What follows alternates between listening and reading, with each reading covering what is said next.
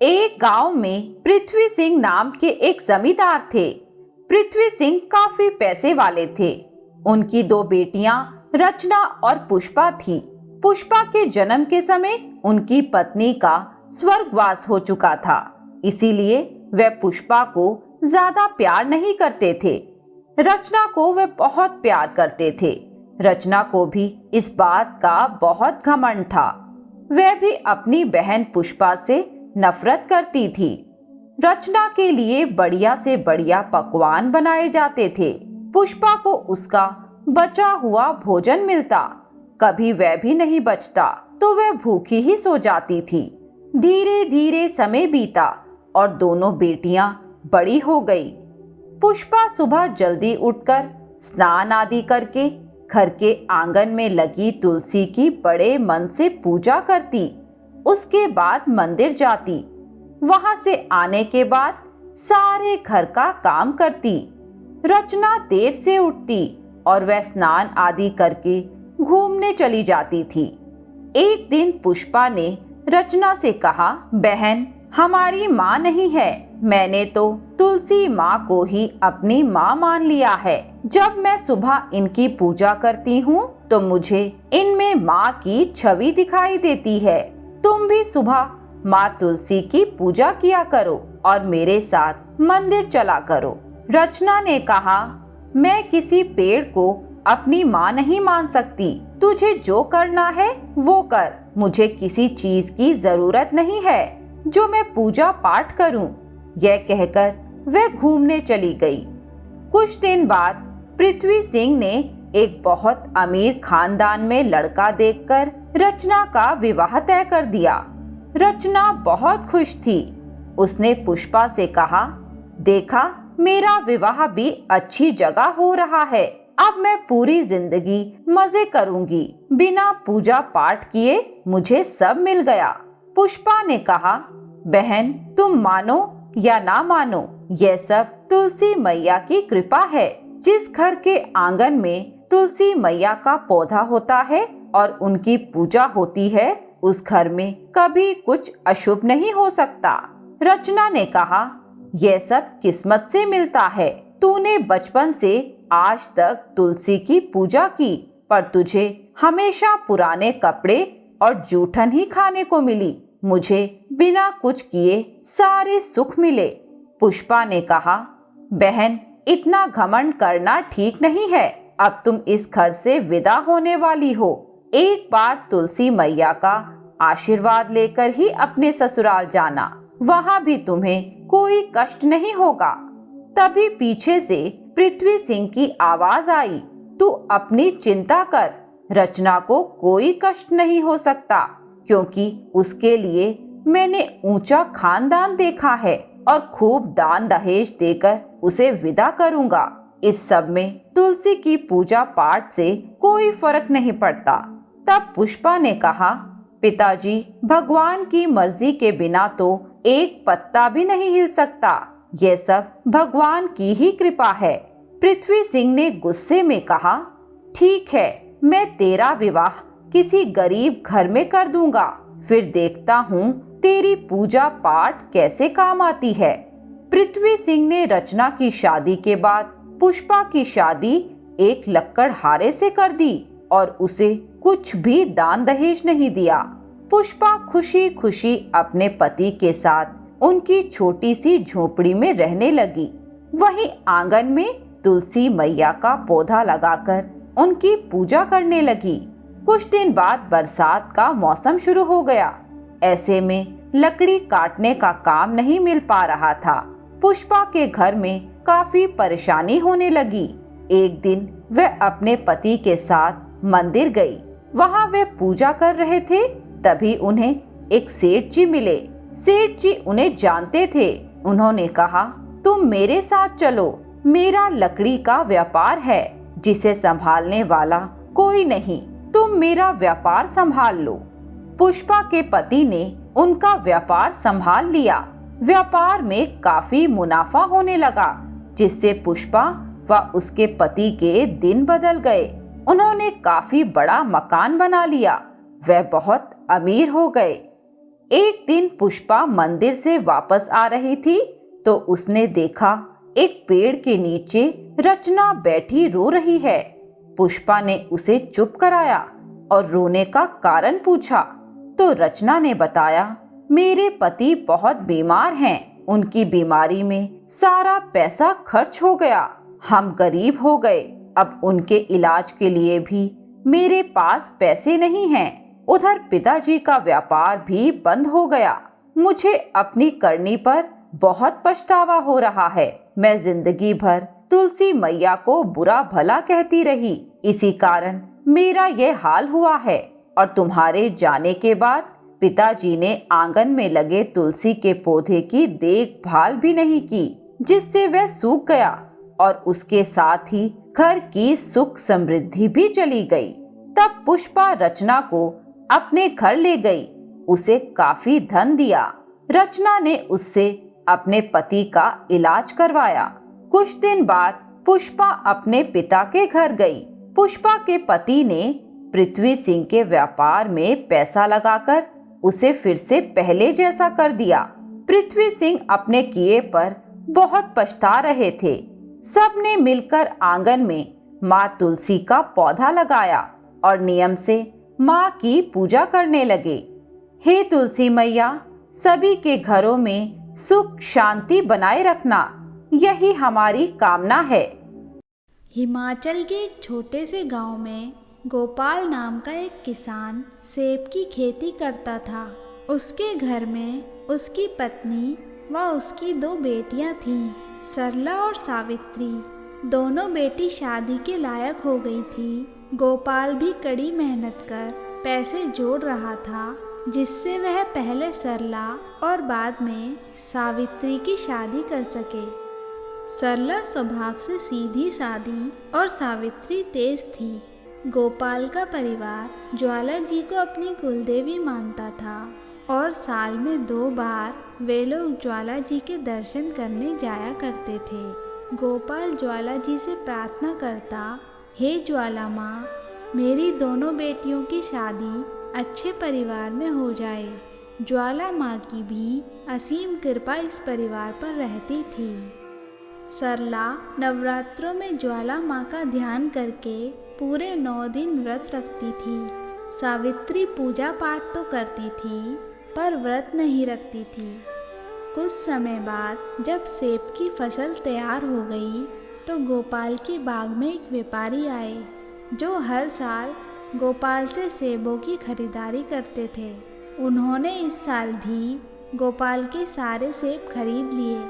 बातों बातों में गोपाल ने कहा, सेठ जी, मैं अपनी दोनों लड़कियों के लिए योग्य वर की तलाश कर रहा हूँ। यदि सही परिवार मिल गए तो इसी साल दोनों का विवाह एक साथ कर दूंगा। मैं सेब की फसल तैयार होने का ही इंतज़ार कर रहा था। तब सेठ जी ने कहा, मेरे दोनों लड़के शहर में मेरा व्यापार चलाते हैं। यदि तुम्हें ठीक लगे तो मैं तुम्हारी दोनों कन्याओं को अपने घर की बहू बनाना चाहता हूँ। गोपाल बोला, सेठ जी, आप बहुत धनवान हैं और मैं बहुत गरीब, ऐसा कैसे हो सकता है? सेठ जी ने कहा, मुझे इस बात से कोई फर्क नहीं पड़ता। तुम मेरे साथ चलकर लड़कों को देख लो, सही लगे तो इसी महीने हम बारात लेकर आ जाएंगे। गोपाल तैयार हो गया। उसने लड़कों को देखा और बात पक्की हो गई। शादी का निमंत्रण पत्र लेकर गोपाल सीधा ज्वाला जी के मंदिर गया और माँ के चरणों में रखकर बोला, माँ, आपने मेरी दोनों कन्याओं के लिए इतना अच्छा रिश्ता भेज दिया। मैं तो सपने में भी नहीं सोच सकता था। कुछ दिन बाद दोनों की धूमधाम से शादी हुई। सरला और सावित्री अपने ससुराल पहुंच गई। इसी तरह 2 वर्ष बीत गए। एक दिन सरला ने सपना देखा कि वह ज्वाला माँ के मंदिर गई है, पर उसे माँ के दर्शन नहीं हुए।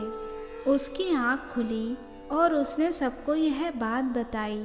तब सरला के ससुर जी ने अपने पंडित जी से इस स्वप्न के बारे में पूछा तो उन्होंने बताया कि इन्होंने शादी के बाद ज्वाला जी की पूजा व व्रत छोड़ दिए हैं व उनके दर्शन भी नहीं किए। इसलिए लगता है माँ नाराज़ हो गई है, इसलिए इन्हें संतान की प्राप्ति भी नहीं हो रही है। यह सुनकर सेठ जी ने इसका उपाय पूछा तो पंडित जी ने बताया, सच्चे मन से ज्वाला जी के मंदिर जाकर वहाँ से माँ की जोत लाएं और अपने घर में 9 दिनों तक अखंड जोत जलाकर व्रत करें। तुम्हारी दोनों बहुएं यह जोत लाएंगी, परंतु उस जोत को रास्ते में देखे नहीं, बंद दीपदान में जोत लाएं। घर आकर ही जोत से घर की जोत जलाएं। जोत लाते समय वह बुझनी नहीं चाहिए और इनका ध्यान जोत पर रहना चाहिए। यदि इनमें से किसी का भी ध्यान इधर उधर भटक गया तो ज्वाला माँ की ज्योति वापस चली जाएगी। दोनों में से जिसकी जोत घर तक पहुँच गई उस पर माँ की कृपा बरसेगी और संतान की भी प्राप्ति होगी। दोनों ने ऐसा ही किया। 2 दिन नंगे पैर चलने के बाद वे दोनों जोत लेकर घर पहुँची तो पंडित जी ने पूछा, तुमने रास्ते में क्या क्या देखा? तब सावित्री ने जो रास्ते में देखा था सब बता दिया। उसके बाद सरला से पंडित जी ने पूछा तो उसने कहा कि उसने तो कुछ नहीं देखा। उसने केवल इतना देखा कि ज्वाला माँ मेरा हाथ पकड़कर मुझे घर ले आई। पंडित जी ने दोनों के दीपदान खोले तो देखा सरला की जोत जगमगा रही थी, पर सावित्री की जोत बुझ चुकी थी। वह रोने लगी और उसने ज्वाला माँ से माफ़ी मांगी। इसके बाद दोनों बहनों ने अखंड जोत जलाकर बिना अन्न जल ग्रहण किए केवल 2 लौंग व पानी पीकर 9 दिन व्रत रखा। ज्वाला माँ की कृपा उस परिवार पर बरसने लगी। 1 साल बाद दोनों बहनों को संतान सुख की प्राप्ति हुई। अब उनका परिवार हर नवरात्रों में ज्वाला जी के मंदिर जाने लगा। जो भी सच्चे मन से ज्वाला माँ की साक्षात ज्योति के दर्शन करता है, माँ उसकी सभी मनोकामनाएं पूर्ण करती हैं। किसी गांव में एक सेठ जी रहते थे। उनके परिवार में उनकी पत्नी, उनके 3 बेटे और उनकी बहुएं थीं। यह परिवार काफ़ी धनी परिवार था। सेठ जी हीरे के व्यापारी थे और उनके 3 बेटे भी वही व्यापार संभालते थे। सेठ जी व उनके 3 बेटे विनय, अमित व करण पूरे दिन अपनी दुकान पर रहते और सेठ जी की पत्नी व उनकी 3 बहुएं घर गृहस्थी संभालती थीं। सेठ जी की पत्नी स्वभाव से बहुत तेज थी। उनकी बड़ी बहू कांता, मझली बहू कृष्णा बहुत अमीर घराने से थी, परंतु छोटी बहू मालती एक गरीब परिवार से थी। इसी कारण उसकी सास उसे बिल्कुल नहीं चाहती थी। मालती बहुत सीधे स्वभाव की थी। सेठ जी और 3 बेटों के काम पर जाने के बाद 3 सास बहुएं सारा काम मालती पर छोड़ देते और अपना बचा हुआ व बासी खाना उसे खाने के लिए देते। मालती रोज संतोषी माता के मंदिर जाती थी। वह संतोषी माता की पूजा करती। एक दिन वह मंदिर गई। वहाँ उसे एक बुढ़िया माई मिली। उन्होंने मालती से पूछा, बेटी तुम बहुत परेशान लग रही हो, क्या बात है? मालती ने कहा, कुछ नहीं माँ जी, सब ठीक है। पर बुढ़िया माई के बार बार पूछने पर उसने अपने परिवार की सब बातें उन्हें बता दी। उन बुढ़िया माई ने कहा, बेटी तुम संतोषी माता की पूजा व व्रत करती हो, माता पर विश्वास रखो। एक दिन तुम्हारे भी दिन बदल जाएंगे और तुम्हारी सास व पूरा परिवार तुम्हारी कद्र करेगा। साथ ही वही मान सम्मान व प्यार तुम्हें अपने परिवार से मिलेगा जो तुम्हारी दोनों जेठानियों को मिलता है। मालती ने कहा, माँ जी उन दोनों के घर से मेरी सास के लिए अच्छे उपहार आते हैं। मैं एक गरीब परिवार से हूँ, मेरे यहाँ से कुछ नहीं आता, इसलिए मुझे ताने सुनने पड़ते हैं। बुढ़िया माई ने कहा, बेटी संतोष रखो और संतोषी माँ में विश्वास रखो, एक दिन सब ठीक हो जाएगा। इसी तरह दिन बीतते गए। एक दिन मालती का पति किसी ग्राहक के घर हीरे के जेवर देने जा रहा था। तभी रास्ते में उससे कुछ लोगों ने वह जेवर छीन लिए। करण ने दुकान पर जाकर यह बात अपने पिताजी व भाइयों को बताई। सेठ जी ने तो कहा, कोई बात नहीं, यह सब होता रहता है। पर उसके दोनों बड़े भाइयों ने कहा, इसने जेवर कहीं छुपा दिए होंगे, झूठ बोल रहा है। करण ने काफ़ी सफाई दी, पर दोनों भाइयों ने उसकी बात नहीं मानी। वह उसे दुकान और घर दोनों छोड़ने के लिए कहा। घर आकर दोनों भाइयों ने उसे निकाल दिया और कहा, जब तक जेवर वापस नहीं लाते यहाँ मत आना। करण और मालती दोनों घर छोड़कर चल दिए। चलते चलते वे दोनों एक गांव में पहुँचे। वहाँ कुछ देर पेड़ के नीचे बैठ गए। तभी वहाँ वही बुढ़िया माई आई जो मालती को मंदिर में मिली थी। मालती ने उनसे पूछा, माँ जी आप यहाँ कैसे? आप तो उस मंदिर में मिली थी, आज इतनी दूर यहाँ कैसे? तब बुढ़िया माई ने कहा, बेटी मेरी छोड़ो, यह बताओ तुम यहाँ कैसे? तब मालती ने सारी बात उन्हें बताई। तब बुढ़िया माई ने कहा, तुम अगले शुक्रवार से माँ संतोषी के व्रत करो। तुम्हें शुरू में बहुत परेशानी होगी। समझो माँ तुम्हारी परीक्षा ले रही हैं, पर जैसे जैसे तुम 16वें व्रत तक पहुँचोगी तुम्हारे सारे कष्ट मिटने लगेंगे और उद्यापन करते ही तुम माँ की कृपा से सुखी हो जाओगे। परंतु याद रखना, कोई भी खट्टी चीज भोजन में न खाना व उद्यापन में जितने भी लोग आएं वे भी इसी नियम का पालन करें। बुढ़िया माई ने आगे कहा, यहीं पास में मेरी झोपड़ी है, मैं तो अब यहाँ नहीं रहती। यदि तुम चाहो तो वहाँ रह सकते हो, और वहीं मेरी एक गाय भी है जिसकी सेवा कर दूध निकाल कर बेच देना। इससे ज़्यादा तो नहीं, पर तुम्हारा गुजारा चल जाएगा। करण व मालती काफ़ी खुश हुए और माँ जी को धन्यवाद देकर वहाँ रहने लगे। धीरे धीरे करण का दूध काफ़ी बिकने लगा। उसने एक गाय और खरीद ली।